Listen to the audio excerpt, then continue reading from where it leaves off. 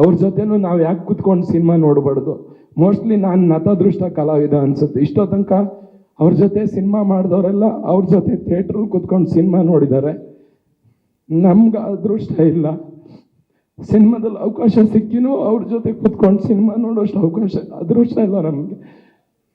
ಗೊತ್ತಿಲ್ಲ, ಬೇಗ ಬರ್ತಾರೆ, ನಾನು ಅವ್ರ ಜೊತೆ ಸಿನಿಮಾ ನೋಡ್ತೀವಿ. Thank you sir, thank you Prakash. And Kantharaj sir ನಾನು ಮರೆಯೋಂಗೇ ಇಲ್ಲ. ಅವರೇ ಪ್ರಕಾಶ್ ಸರಿಗೆ ಪರಿಚಯ ಮಾಡಿಸ್ಕೊಡ್ತೀನಿ. ಥ್ಯಾಂಕ್ಸ್ ಅಣ್ಣ.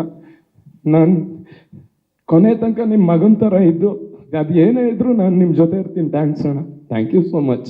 ಸಾರಿ, ನಾನು ಶೇರು ಲೈಕು ಕಮೆಂಟ್ಗೆಲ್ಲ ಮಾತಾಡೋದು ಇಲ್ಲ. ನಾನು ಮೀಡಿಯಾ ಮುಂದೆ ಆ ಥರ ಇದು ಮಾಡೋದು ಇಲ್ಲ. ನನಗೆ ಬಂತು ಅಷ್ಟೇ, ಸಾರಿ, ದಯವಿಟ್ಟು ಕ್ಷಮಿಸಿ. ಸಾರಿ. ಎಲ್ಲರೂ ಸಿನಿಮಾ ನೋಡಿ, ಥಿಯೇಟ್ರಿಗೆ ಬಂದು ಸಿನಿಮಾ ನೋಡಿ. ನಮ್ಮ ಬಾಸ್ ಹೇಳಿರೋದು ಇಷ್ಟೇ, ಸ್ಟಾಪ್ ಪೈರಸಿ. ಇದು ನಂಬ್ಕೊಂಡು ನನ್ನಿಂದ ಹಿಡಿದು ಪೋಸ್ಟ್ರು ಅಂಟಿಸಿ ಥಿಯೇಟ್ರಲ್ಲಿ ಪಾಪ್ಕಾರ್ನ್ ಮಾಡೋನವರೆಗೂ ಇದನ್ನು ನಂಬ್ಕೊಂಡೇ ಬದುಕ್ತಾ ಇದ್ದೀವಿ. ನಮ್ಮ ಹೊಟ್ಟೆ ಮೇಲೆ ದಯವಿಟ್ಟು ಹೊಡಿಬೇಡಿ. ನಾವು ನಿಮ್ಮನ್ನು ಸಂತೋಷ ಪಡಿಸೋಕ್ಕೆ ಕೆಲಸ ಮಾಡೋದು, ಅದನ್ನು ಕೊನೆ ತನಕನೂ ಮಾಡ್ತೀವಿ. ಥ್ಯಾಂಕ್ಸ್.